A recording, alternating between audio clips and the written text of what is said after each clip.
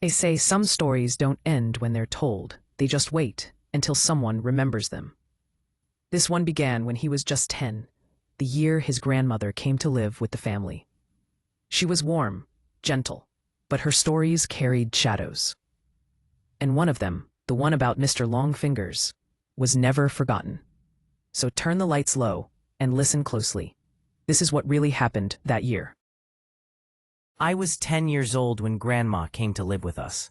It was about 6 months after Granddad passed away, and I guess, looking back, she must have been lonely in that big house of theirs, rattling around with only the grief and memories for company. So, despite a few protests from Mom, my parents took her in.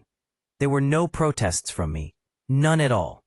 Grandma was loud and fun, and I loved her. She had an almost limitless supply of boiled sweets, and she'd always slip me a couple whenever she saw me. She was always the first to stick up for me when I got in trouble, too. But it was her stories I loved best. Grandma had all kinds of stories. Stories about growing up during World War II, and stories about the things she'd get up to with her friends on the South Coast after her family had been evacuated. Sad stories, funny stories, adventure stories. But it was her scary stories that were my favorite. Grandma had lots of scary stories. She told me she dabbled in the occult when she was a teenager, trying out Ouija boards with her friends, tarot cards, fortune-telling, all that stuff. Most of the stories I'd laugh off, or forget about not long after she was done telling them. But there were a couple that really did spook me a bit. I was only 10 at the time, you have to understand. And Grandma certainly knew how to bring the stories to life. She'd shut off the lights in my room so only the glow of the night sky shone through the curtains, and she'd shuffle in real close. Close enough so I could see the wrinkles on her face and smell the boiled sweets on her breath. Close enough so her deep blue eyes could stare straight into mine. She must have given me nightmares with a few of those tales, but now, years later, there's only one that I can still remember. Only one that stuck with me. The story about the shower and Mr. Longfingers. Grandma told me about Mr. Longfingers one night after I asked about her baths. Grandma used to love her baths. She'd spend ages in them, light candles and incense, and lie in the tub humming to herself until the water turned cold. It drove my mom crazy, but when I asked her why she loved them so much, she said it was the only place she could relax. It was the only place that was safe for her to relax. You know, people like me, who are, well, more sensitive to certain things, we have to have baths. She told me seriously one night, shuffling closer on the bed. I couldn't possibly spend that long in the shower. It'd be far too risky. Grandma stared at me with those blue eyes of hers, unsmiling, and I knew it was time for one of her stories. One of the scary ones. I shivered with pleasure and pulled the covers up to my chin. Why is it risky, Grandma? She half turned to look out the window, watching me from the corner of her eye. Pausing for effect, I waited, feeling my heart rate pick up ever so slightly in my chest.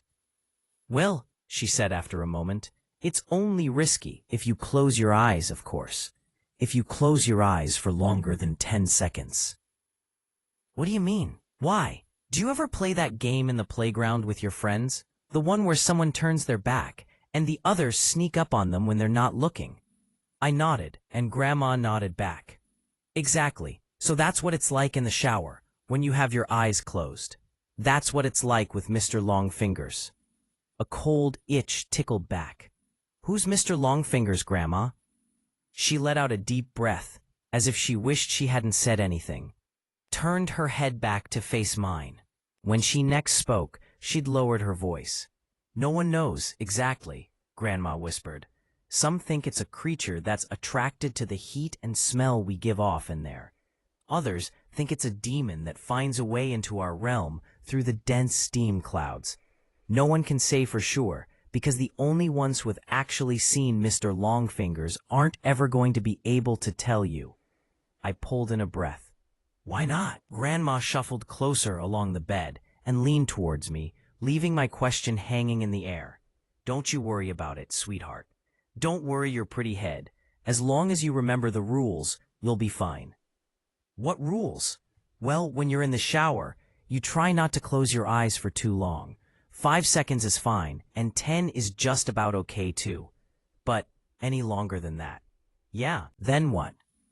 Well, any longer than that, and you may just start to feel something in the room with you. Something watching. And if you ever go longer than 15 seconds, that's when you might start to hear a noise too. Hear what? The soft tap, tap, tap of fingers on glass. Fingers drumming against the glass door of the shower. If you do ever hear that noise, God forbid, will you make me a promise? What, Grandma? Promise me you'll never open your eyes. Why? I barely slept that night, hardly at all. I'd close my eyes and try to relax, but every time I did, I'd imagine a face pressed against my bedroom window, staring in at me. And when I did finally get to sleep, I had nightmares. Bad ones. I had them all week, in fact. Dreams about disembodied eyes watching me in the dark, and long fingers reaching out to touch my exposed skin. It wasn't any better when I was awake either. Not really. The shower was the worst. That's when Grandma's story really got to me. I'd never thought about it before, but suddenly I had trouble shutting my eyes in there. I'd be standing beneath the beating water, shampoo running down my face, and as soon as I squinted my eyelids closed, I'd hear Grandma's words running through my head. 5 seconds is fine, and 10 is just about okay too. But any longer than that, I'd rub my hair fast, feeling the shampoo dripping off my chin, and as soon as I'd counted past 5 seconds, I'd feel it. A sort of pressure.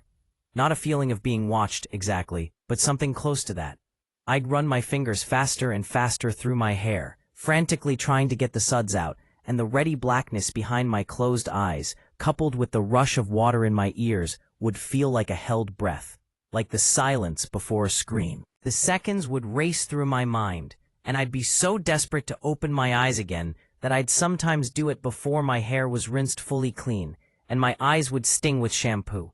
But before I shut them again, I'd always be sure to peer out through the steamed glass door of the shower cubicle, just to make sure I was still alone. It wasn't long before Mum realized something was up. She heard me crying out in my sleep one night, and came in to comfort me, asked me what the matter was, and it all came out.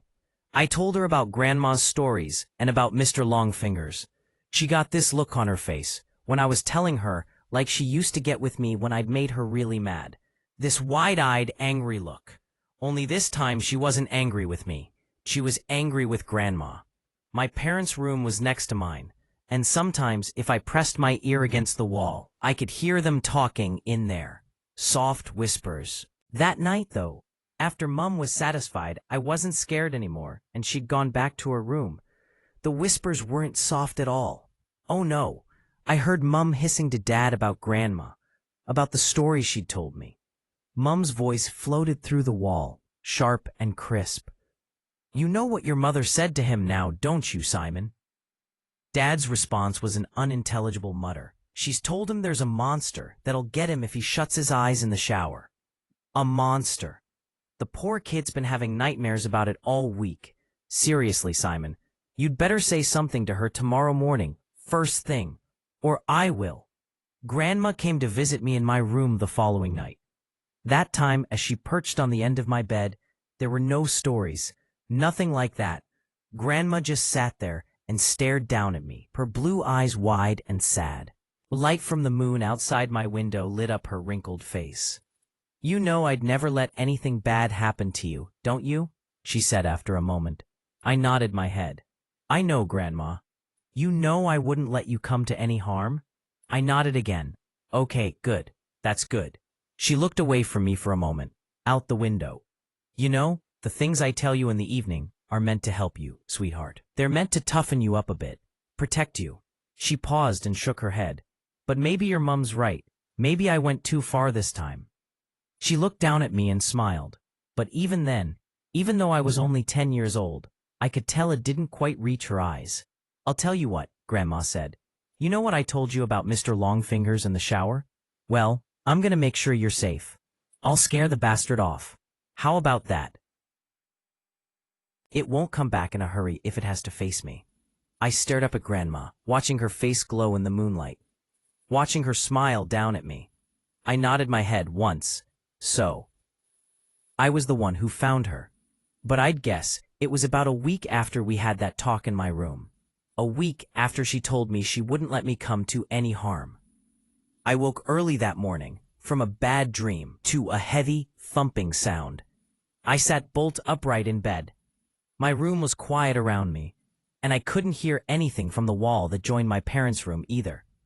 But the house wasn't entirely silent. Floating down the hall, muffled by my closed door, I could hear the sound of rushing water. The noise of the shower. I leapt out of bed and ran down the upstairs hallway, heart already pounding in my chest. As soon as I reached the closed bathroom door, I started banging on it. A deep terror was welling up inside me like cold water from a well, something I couldn't place, and I kept banging and shouting "Grandma" over and over again, even though she didn't respond. Off to my right, I was dimly aware of voices from my parents' room, the sleepy shuffle of footsteps. But before they had a chance to make it out onto the landing, I'd lifted my hand to test out the door handle, more out of instinct than because I thought it might actually open. But the door wasn't locked. I kept banging with my free hand, and it swung suddenly inwards, bringing me face to face with a wall of steam. Heat struck my skin. I squinted my eyes against the damp fog and peered into the bathroom. And before Dad pushed me to one side, before everything around me descended into shouting and tears and chaos, I saw her. I saw Grandma. She was lying naked on the floor in the shower cubicle, the water beating down around her, blue eyes bulging from her face. One hand was curled against her chest, like a dead bird, while the other trailed against the glass of the shower cubicle. The flailing finger marks she'd carved through the steam, still clear and fresh. It was a heart attack that killed her. That's what my dad told me. He said Grandma was old and the thing had struck her quickly and suddenly. She would have died fast and without pain, Dad said. She wouldn't have suffered. I knew better, though. Even as a 10-year-old kid, I knew better. And years later, writing this as an adult, I still know better. I also know my wife and kids resent me for refusing to have a shower in the house, for insisting everyone take baths. They pretend it's okay, and they humor me, but I can tell they don't really understand it. Not at all. My wife thinks she does. She thinks I still carry the trauma of seeing my grandmother dying in front of me when I was little. I guess she's right, in a way. But she doesn't know the full truth. Nobody does. And no one would believe me even if I told them. No one would believe me if I said the reason I don't take showers, the reason I haven't had one since I was 10 years old, isn't because I'm scarred from the sight of a dead body. It's because all those years ago, when I crept back into the still hot bathroom after the paramedics had taken Grandma's body downstairs, I made sure to check the marks her fingers had carved through the steamed glass of the shower cubicle. And those marks weren't just on the inside.